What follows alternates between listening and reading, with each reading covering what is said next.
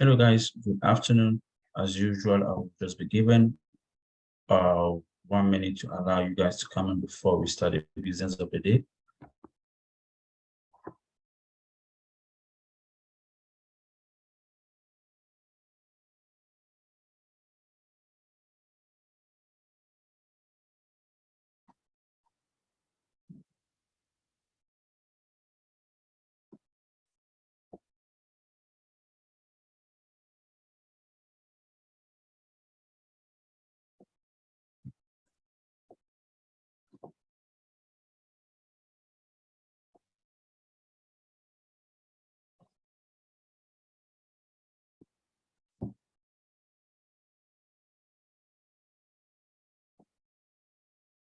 Okay, like I said 1 minute ago, I guess I will just take it off from here, even as more people join us for the event. Before we start, I just want to draw your attention that we are having some technical issues from our end, and as a result of that, you won't be able to see the face of the presenter. But aside that, everything is normal. The slides are here. She's going to make her presentation. So please bear with us. Good afternoon once again and welcome. For those of you guys that are joining us for the first time, my name is Kahaba Esahaya, and I'm one of the training coordinators with the Temple Small Business Development Center. At the Temple Small Business Development Center helps small business start and grow. We offer free one-on-one consulting and a variety of low to no-cost webinars. We are proud to be part of the nationally accredited network of the Small Business Development Center, which has over 1,000 networks across the United States. You are here this afternoon for a webinar on mindfulness in marketing. A copy of the PowerPoint and the link to the recording will be sent to all the attendees. Being a webinar, all the attendees have been muted. However, we always encourage you guys to drop your questions on the Q&A or the chat box. Without further ado, please allow me to welcome Sarah, even as she takes over the floor for the presentation. Sarah, you're welcome. Thank you very much. And again, I'm sorry that you can't see my face today. The technical difficulties are on my end, but we talked previously before we jumped on the public end of this call, and I decided, I was like, maybe this is a good learning opportunity to showcase that even when things aren't working at 100%, you can still push forward and it isn't the end of the world. So you can hear my voice, you can see my slides. So we're about 90% of the way. And I even joked, I probably look super tired today. So maybe it's a good thing you can't see my face. But without further ado, I love this conversation in mindfulness and marketing. You will take away actionable tips today, but mindfulness and marketing is almost a branch between the actual marketing that you do, as well as giving yourself, and if I may use one of my friend Kiana's favorite phrases, her name's Kiana Braithwaite, in Philadelphia, little shameless plug. She says grace and space, and that's her usual thing when it comes to, I need to give myself the grace and space. Marketing is a big part of all of our lives, especially in small business. And it takes up a lot of time and energy, and there are parts of it where it can sometimes feel overwhelming because there are so many avenues you can take in marketing, and we don't necessarily take the time to check in with our marketing. This could be your own marketing if you're a business owner. This could even be something you could bring to the attention of an organization if, say, you work in marketing for an organization and you aren't necessarily self-employed.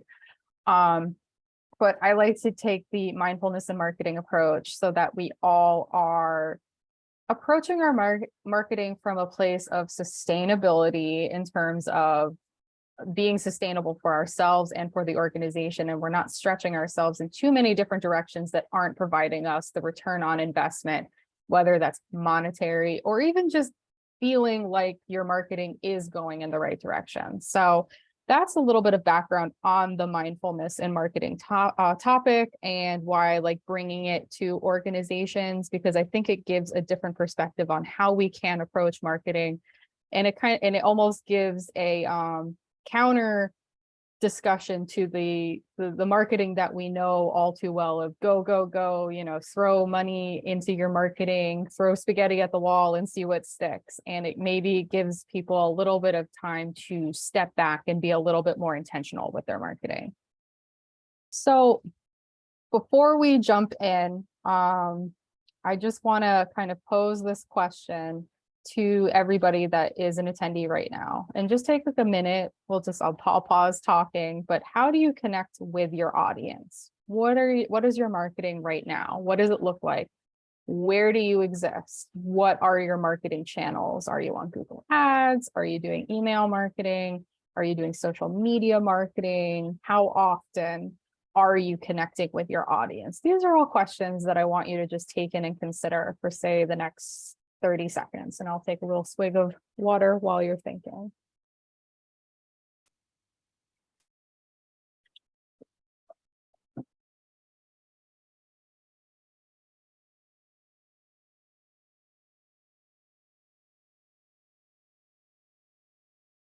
Perfect.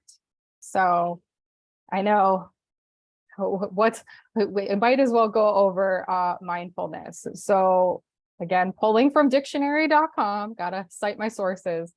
Mindfulness, of course, is noun, state or quality of being mindful or aware of something. A technique in which one focuses on full attention only on the present, experiencing thoughts, feelings, and sensations, but not judging them. So we don't want to judge how we're feeling in our marketing. There's nothing that there should be judgment around in our marketing, even if something doesn't feel right, or maybe you're not enjoying something. It shouldn't be a judgment about yourself. It might actually be giving you some clues as to, is this piece of my marketing working? Is this something I enjoy? Does this piece of marketing reflect on my own voice? Am I doing this in a way that's authentic? There are different ways in which you can approach why something may not be sitting right with you in your marketing. And it goes back to the mindfulness approach and why I like focusing even my own marketing. I am a small business myself. I'm an entrepreneur, and sometimes I need to do these regular mindful check-ins on my marketing to see, am I putting myself out there in a way that is 100% me? Am I on the platforms that I enjoy? Am I promoting myself in a way that I can continue to promote myself on these platforms using these mediums, and I won't feel tired or burnt out or any sort of negative feelings? So connection to marketing. Again, I've been talking about it for the last few slides, but how do marketing and mindfulness intersect? When you think about marketing just in general, it usually runs in the past and the future. So the future might be planning out your marketing for the Christmas season or the holiday season if you celebrate another holiday. Past could be, what did our holiday sales look like last year for our marketing, and what do we project them to be in the future? And what worked, what didn't work, how we, what we successfully did, what didn't work as well. But the present tends to be a spot not primarily focused on when it comes to marketing. And it makes sense from a monetary standpoint, from an analytical standpoint. The present really isn't necessarily helpful in looking at the big picture or the runway in which you want to be looking down. But the present is actually a really helpful piece of information, because when you sit in the present, you can pick up on things that, again, maybe aren't feeling right in your marketing, or maybe you don't enjoy. Maybe, for example, you don't enjoy being on Twitter, but you continue to post on Twitter, and you take in the amount of time that you're on Twitter each week, you might realize, wow, I'm spending a lot of time here when I could be on Instagram Reels that might move the needle a little bit more and provide me with a better ROI. But I continue to do this because either the sunken cost fallacy, if I've been doing it for so long, I shouldn't give up now, or, well, I see other people doing it, so I should do it too. But that doesn't necessarily take into account you as an individual, you as an entrepreneur, you as a small business, or even you as a marketing manager for a company in which they might be feeling these types of ways. So that's kind of how marketing and mindfulness connect in a very condensed version. There's multitude of ways that they connect, but that is a good starting point as to why they should connect more. So when it comes to being mindful in your marketing, questions to consider can be, as followed. Am I approaching marketing myself or my business in a sustainable way? Again, I bring up sustainability, not necessarily in definition that we're used to with sustainability when it comes to, say, recycling or, eco-friendly, but sustainability of the self. Am I getting tired doing certain pieces of my marketing? Could I be spending my time doing something else in marketing that may move the needle a bit more and make me feel good in my marketing? Can I see myself feeling successful in the path I'm creating right now in this moment? Imagine you're sending out an e-newsletter every week and you're on TikTok and Facebook, and sitting down and saying, are these 3 pieces of marketing going to set me up for a successful path? Or am I seeing things? Am I feeling things in my marketing that maybe it's just not working out, or I'm not saying things in a way that feels completely authentic? I'll tap into a little bit later towards the end about, are you actually speaking from your own voice, or are you kind of emulating somebody else in hopes of reaping the same benefits that they have, from their marketing? Does the amount of time I'm spending with any given task in my marketing feel like time well spent? Again, how many hours a week are you spending on your marketing? Are you, taking an hour or 2 to put together an e-newsletter? Are you doing Google advertising and writing different ads and A/B testing them? And for people that don't know, A/B testing just basically means 2 ads, one specific thing is different between the 2, and seeing which lands better. It's, utilizing the phrase same day service or free inspection for, say, a HVAC company, and seeing which ones, is engaged with more to see what people are interested. That's just an example of A/B testing for people that don't know. But with that being said, I went on that little tangent and I lost my train of thought for a second. Making sure that you're spending the right amount of time on tasks, and then looking at all of your marketing tasks and seeing, well, this is really moving the needle. I'm getting the most interaction. I'm getting more sales. I'm getting more conversions doing this than I am doing that. Could I siphon that amount of time that I'm working on, let's just say Facebook, and put it towards my email marketing, because that seems to be, 1, what I enjoy, and 2, where I'm getting more customers, things of that nature, asking those questions. And then finally, how can I involve others in the journey of mine to feel supported and held accountable in my goals? Mindfulness is also taking into account who you have in that moment that could be a resource, somebody that can speak on your behalf, somebody you can outsource some of your work to if you have the means to in the moment, so that you can spend time on what really moves the needle for you. Somebody to just ask for opinions on things, a mentor, anything of that nature. Mindfulness doesn't necessarily mean being on an island by yourself, especially in entrepreneurship, small business. It might just be you for a while, might be you and a co-founder, it could be you, but there still isn't a large amount of people that may be around you. So it's important to always, at any point, take into account who is in your corner, who is available to ask questions, or who is just somebody that you can just, be of support to them, and they can be of support to you, and make sure that you're fostering those relationships. And if you don't have anybody yet, hey, the call that we're on right now, for example, shameless plug for Temple Small Business Development Center. There are great ways to connect with people here, or even a local organization. There are Facebook groups, there are LinkedIn groups, so many places that you can start to build these connections. So connect with your audience with mindful marketing. Ways in which, there's outreach and strategy. How will you reach your target community? It could be social media, it could be emails. I'm more on the warm email end, being people that have already signed up for your e-newsletter, or who are in your network, or who opt into your emails. Very important, especially, whether you are in the United States or you're overseas if you're joining. from anywhere with GDPR and other laws. Make sure they're opting in. Cold emails, they do still land in inboxes, but there needs to be a definite process behind it and at least enough research and kind of consideration for it being a piece of your marketing to make sure that it's crafted in a way where it's not completely cold. You've done your research. And then even networking is a great way to outreach.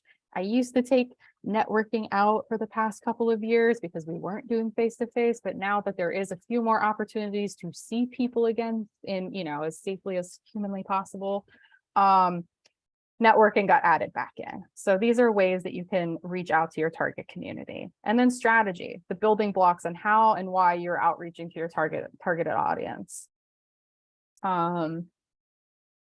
You want to absolutely ensure you have created a plan and know your audience, their pain points, and how you will connect with them. This is a piece of the puzzle that when I work with individuals in digital marketing as a digital marketing specialist, a lot of people have overlooked because they're just like, oh, if I build it, they will come. But that's not always the case. And this is where that mindfulness and marketing comes into play after you've built this, because if you've taken the time to really plan and know your audience, creating, say, your ideal customer avatars, what do they look like?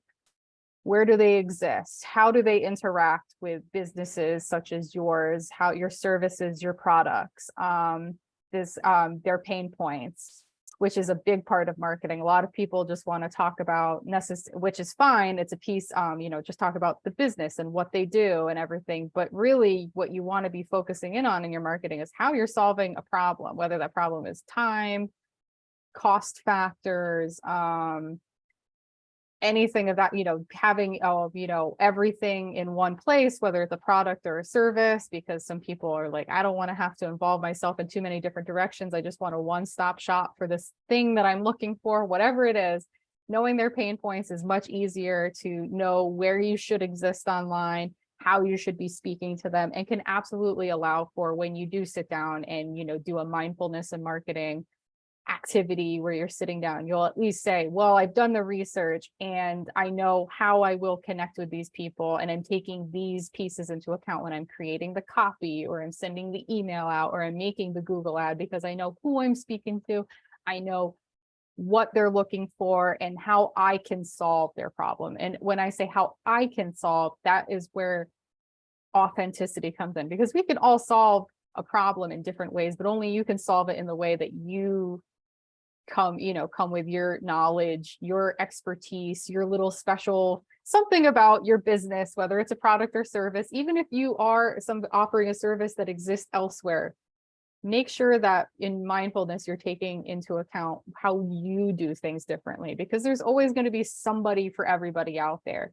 I'm not necessarily for everybody. Some of my colleagues are not necessarily for everybody, and sometimes one of us works better with a specific individual in digital marketing than the other, which proves the point that, we bring our own personality to the mix. We bring our own expertise, our own learned experiences, which make everybody unique in their own way, whether it's a product or a service. So that is how you will connect with them. And I think that's a very important piece to continue to harp on through this entire presentation, is making sure that when you are being mindful, you're taking into account how you want this business to look, how you want to connect with them, what your voice is, not the voice of somebody else who maybe you enjoy, they're an inspiration to you, but you're not them and they're not you. And there are, keep that in mind. I won't dive in too much more on that. I think there's one more slide in which I will discuss this. So you'll hear it one more time, but I'll take a break from it. So understanding your connection to your audience. This is a great practice in which you can just sit down. And you know what? The thing is, and why mindfulness isn't just a one-time sitting down, is who you are may differ. Sarah at 18 years old is different than Sarah at 25, that is different at Sarah at 30, and then Sarah beyond that.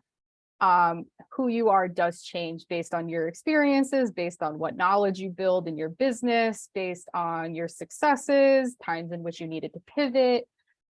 So take that into account. So who are you? What do you stand for, and what are your values? A lot of times, think about how we interact with companies and how we vote with our money, basically, when it comes to who we buy products from, who we don't buy products from.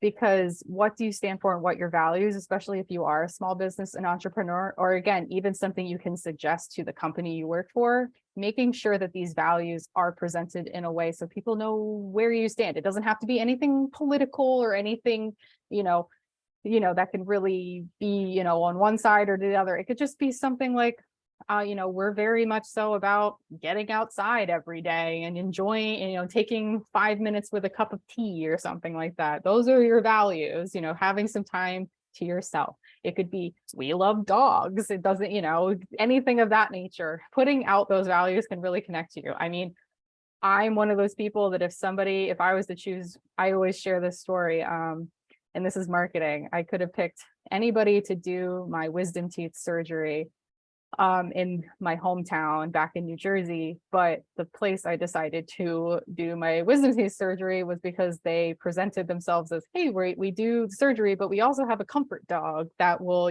make you feel better. And there's this adorable yellow lab, I believe, and it's been a while. It was a yellow lab or it was a golden retriever, can't remember, but it was around that. It was that kind of coloring dog. And that was my decision. So they knew that their values of having a dog to support people that were going under, anesthesia and everything was part of it. And they drew me in as compared to the other one. And it was a little bit of a stretch, but it's just to think about it in terms of, it could be something as seemingly mundane as having an office dog, but what are your values and what do you stand for?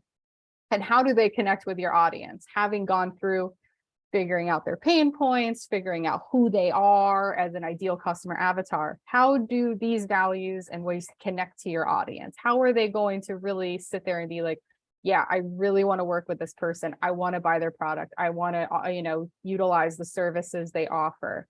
And how can I present that in a way? And how can you authentically engage with potential customers to bring them through the buyer's journey from the awareness to decision stage?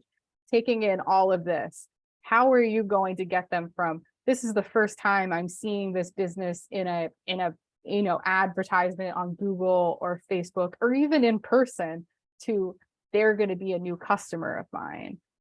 So could take a few moments to consider the above. Again, another 30 seconds and taking this in, because I do want you to leave with at least a few ideas today of connecting to your audience. Have you done the work to make sure you know who your audience is, what their needs are, and how you can support them? And then again, taking these processes so that you can regularly check in with a mindfulness and marketing approach so that you're constantly staying ahead of burnout, staying ahead of what feels authentic to you, and also what is sustainable for your marketing approach.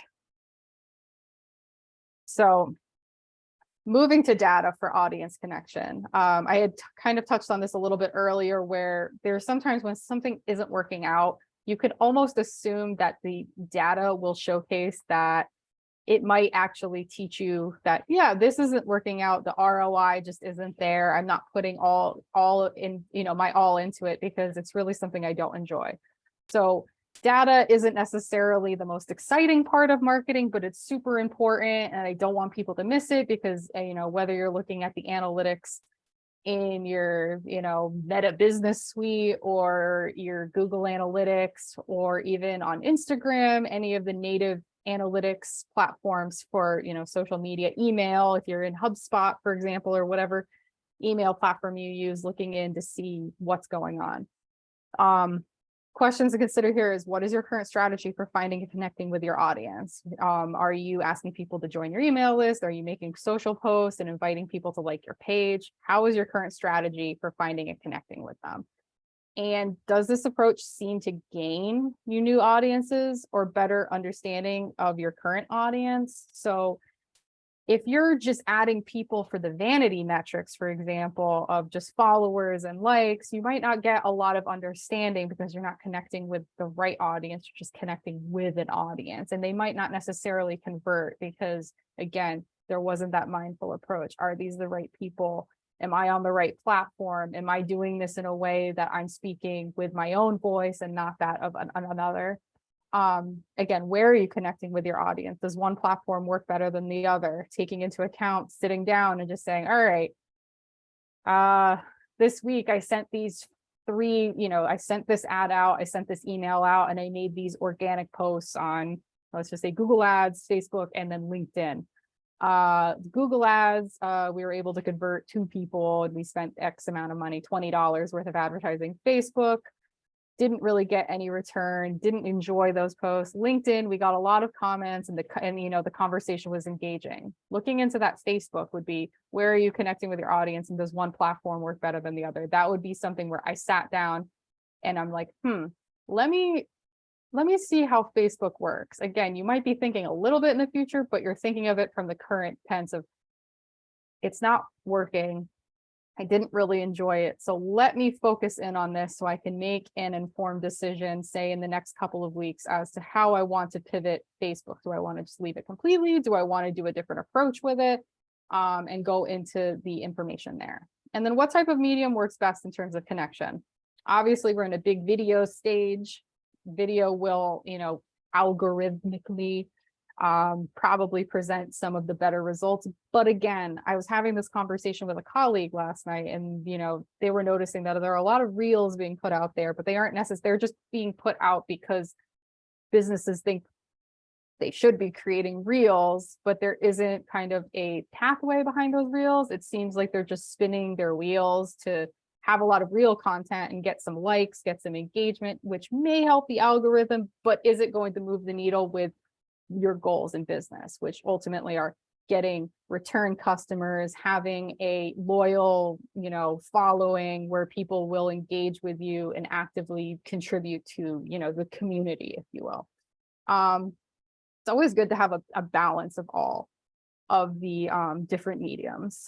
So not one may be from an algorithm standpoint better than the other right now, but as everything we know, things change. Video may, 10 years from now, video might be something different.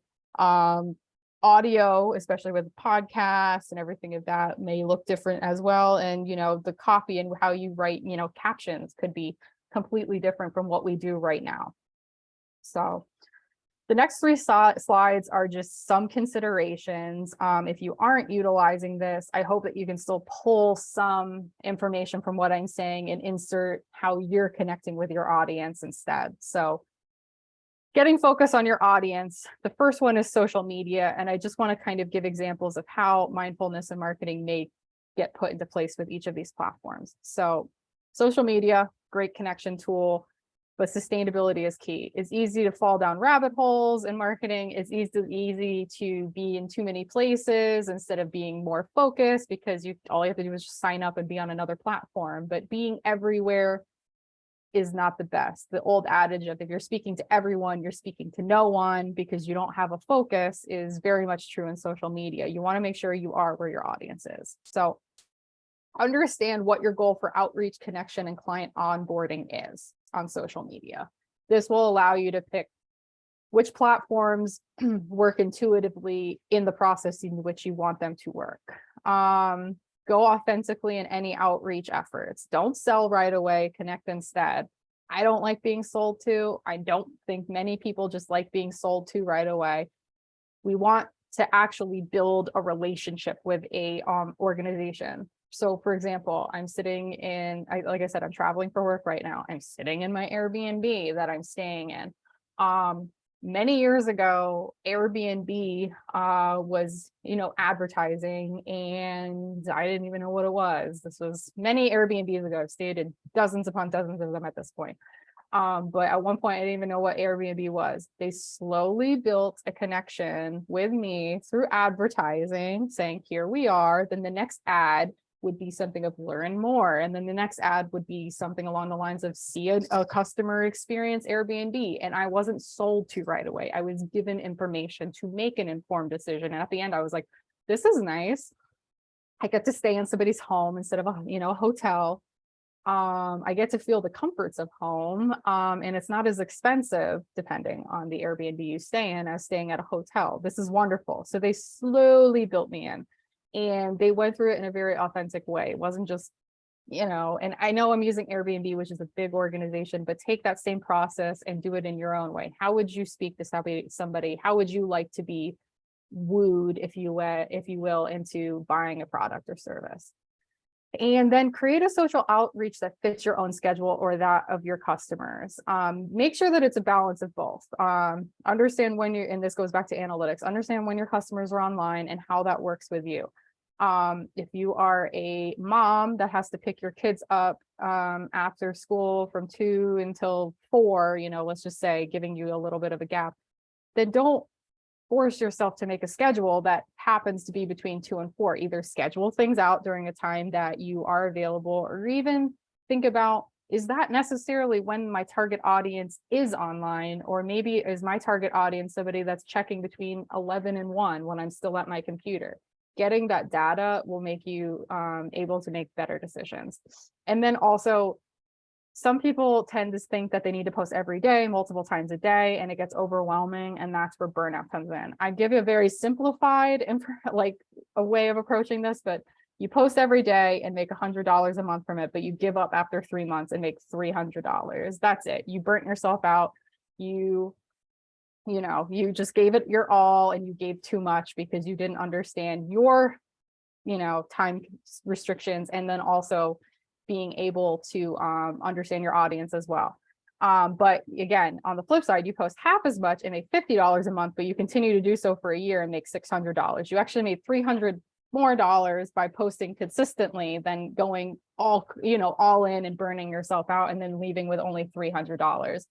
Again, it's simplistic. It's not necessarily real life, but it's just the idea of consistency and sustainable approaches pay more dividends than going all in and then just disappearing after a couple of months. The next one is email. Email is really big. I'm big on email marketing because I feel like it's the most intimate way that you can reach out to people. You're really speaking to them. Obviously, sometimes, all it is just inserting the little placeholder for somebody's first or last name, but having those personalizations make it a little bit more personalized than, say, just seeing an ad. So email is another way to outreach, but keep in mind what feels right when you hit send. Some things that I even go over with my own clients are, how are you addressing your customers? Are you creating connection or just selling? I love emails that even if there is a sell in it, they're also providing me with some sort of helpful resource. There might be, selling products. If it's like hair care products, for example, for myself, I have really curly hair. They might be selling a new product, but then they also are providing me with a blog as to how to best use this product, how it should be used in unison with other products, which products should it not be used with. And it's really helpful because it's like, you're not just selling me this product, you're also telling me how I should use this and what I should avoid. And that to me is very helpful. So with email, it's super easy to sell, but it's also super easy to connect as well as you're doing it in the right way. How does your email take the recipient through the buyer's journey? Or does this email need to do that, or just connect with them as a person? Sometimes I love just getting emails from email lists in which they're like, hey, just checking in, wanted to let you know what I've been up to, what I've been researching to help serve you better as a community. It doesn't always have to be a sell. Sometimes it's just nice to get an email every once in a while. And again, if you've opted into emails actively, you usually want to be a part of that community and get their updates. So reminder that not every email has to be something where you're selling. Sometimes it's just good to check in with your, customer base. And then, is this a cold or a warm email? Again, I touched on that.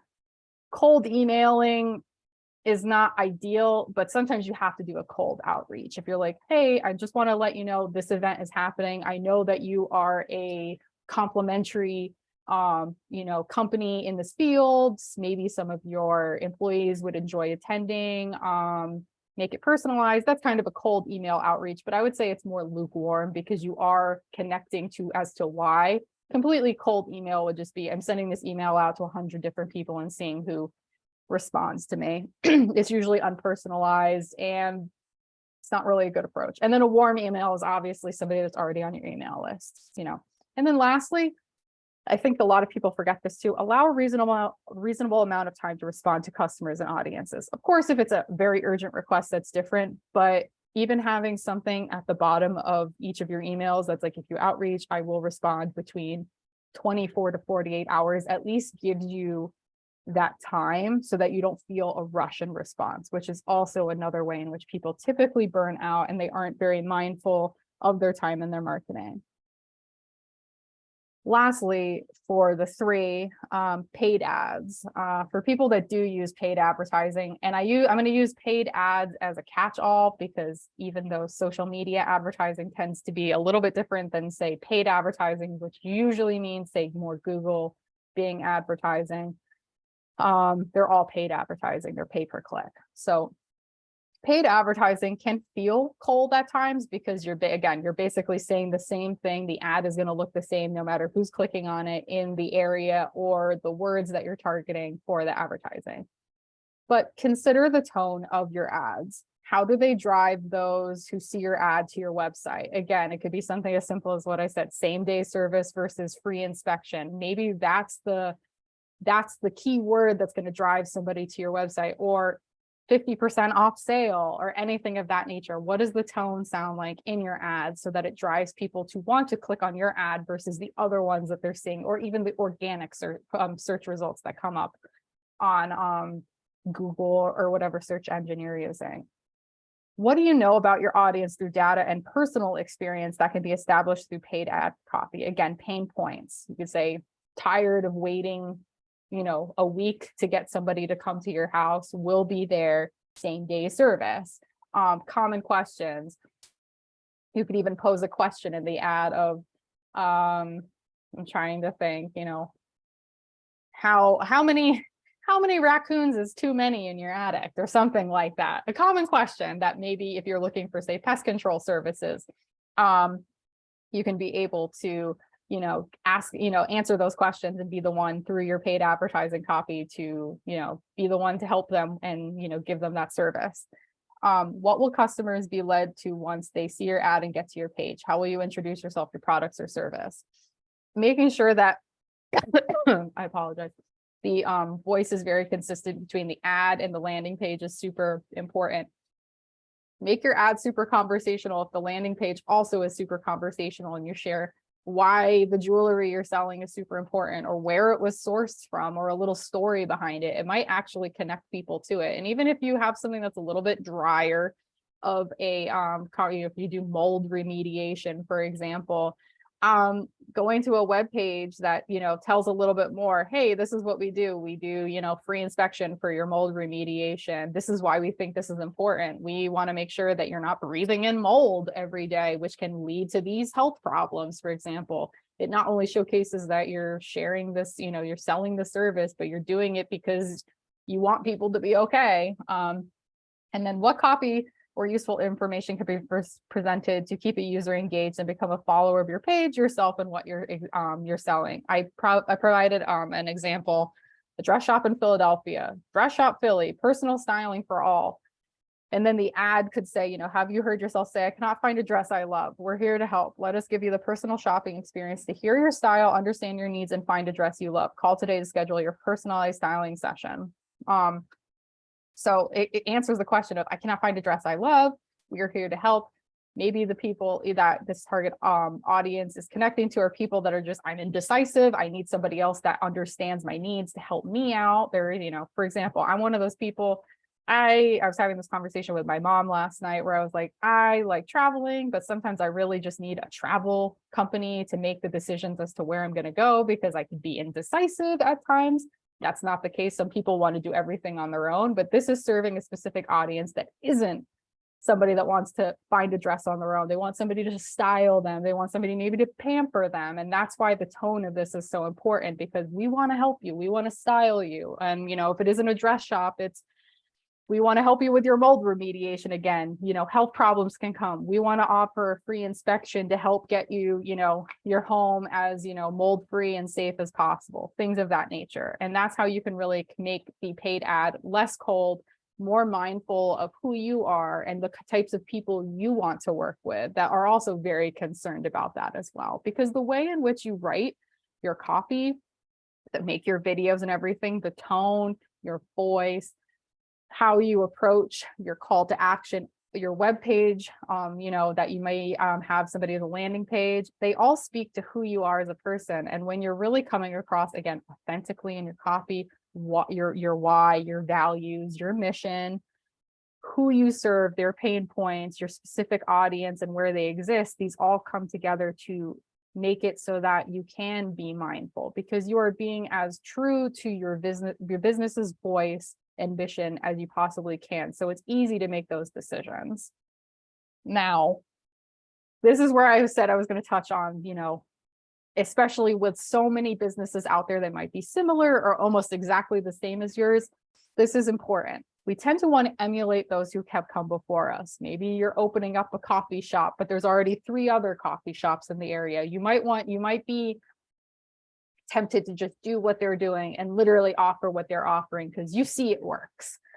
While it's great to seek others' ideas, it's hard not to want to compare your marketing to others.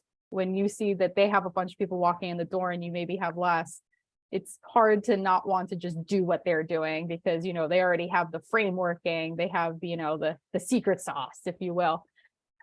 This can lead to overselling, overdoing, and overworking. Again, when you're not being mindful, you might be on too many platforms, or you might be over offering, because you want to offer what they're offering, but it doesn't necessarily it isn't in alignment with maybe what you want to offer.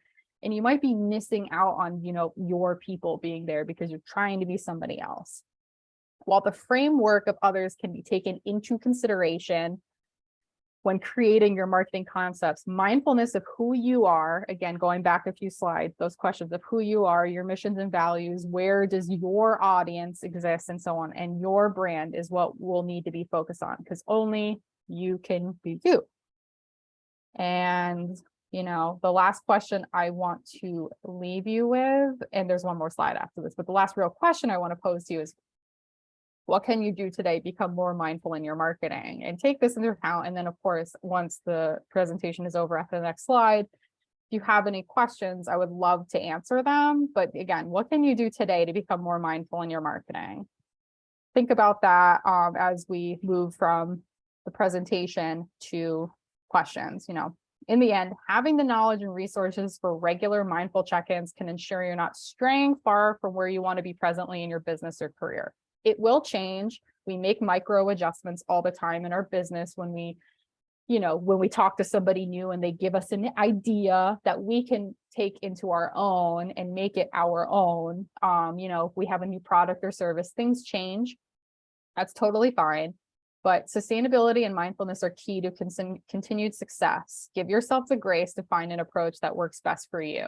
What works for your best friend who's also a small business owner may not be how you operate. I know my best friend and I are completely different people, and what works for her does not work for me, and vice versa. We obviously are, our best friends. So even though we're completely different, we obviously connect on a level, and this can be in business as well. Think about how different people in your lives do things different, and it's the same thing in business. So give yourself that grace to find an approach. And in the end, we want to be authentic. Pretending and pushing can only last for so long. Be mindful and be authentic, and happy marketing. So that's my presentation. I wanted to at least give like 10 to 15 minutes if there are questions. If not, it's totally fine. I get it. I'm not offended. Sarah, thank you for a wonderful presentation. This goes to my wonderful attendees. Like she said, if you have 1 or 2 questions, please kindly take your time and drop it on the Q&A or the chat box. I'm going to stop sharing right now just so I can check the chat box as well. So if that's okay. Yeah, sure.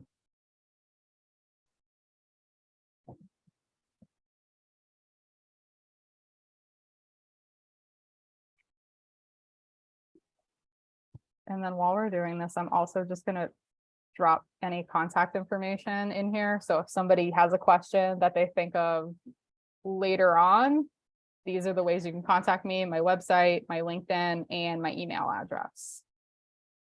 Just because I know I'm not quick on my feet sometimes, and like I'll have a question come to me at 11:30 at night.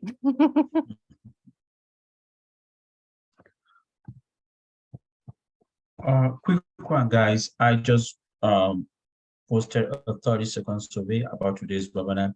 Remember, we at Temple SPDC, we always cherish your feedbacks, even as it helps us in improving the services we provide to you guys at a low cost.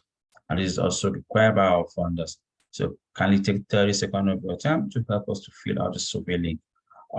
Like I said a few minutes ago, we still have a couple of minutes left. If you have any question, like just try as much as possible and drop it on the Q&A or the chat box. I might probably give just 2 minutes to see if anyone will come up on board. But if none comes up, maybe we'll just wrap it up for the day.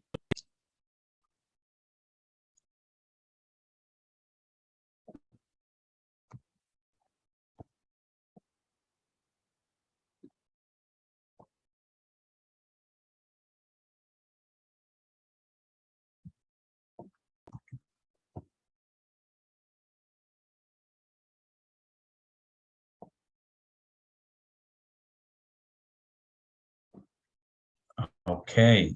I guess we are all on the same page. Before we wrap it up, just want to use this opportunity to thank each and every one of you guys for keeping it a day with us. Sarah, once again, thank you for a wonderful presentation. I also want to use this opportunity to thank my Temple SPDC colleagues for their wonderful support and encouragement. You know, without them, we wouldn't have been here and the webinar wouldn't have come into existence.